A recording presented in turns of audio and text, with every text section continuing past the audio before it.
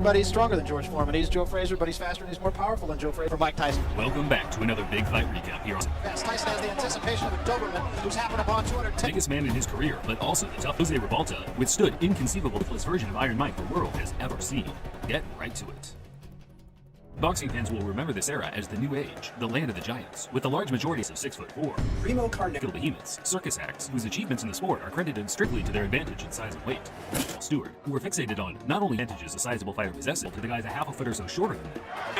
Once Riddick Bowe and Lennox Lewis became the I'm never going to be anything because I'm too short to do any kind of sports, anything. Revolta was one of those classic, long-rangey fighters that dies being perfectly cohesive with a classy, dance-like boxing skill.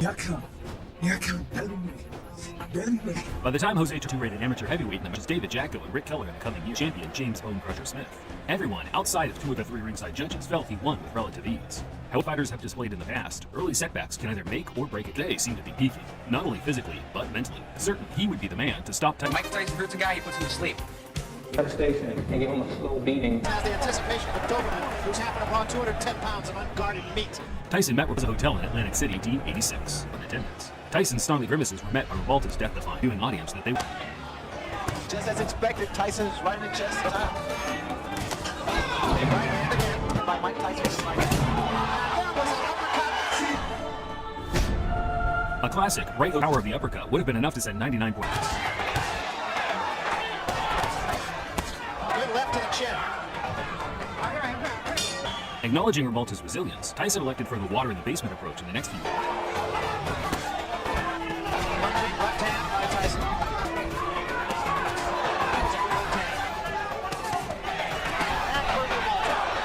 Tyson took his attacks upstairs by the end of the seventh, boxing with the same. Tyson is on tears, a big right hand.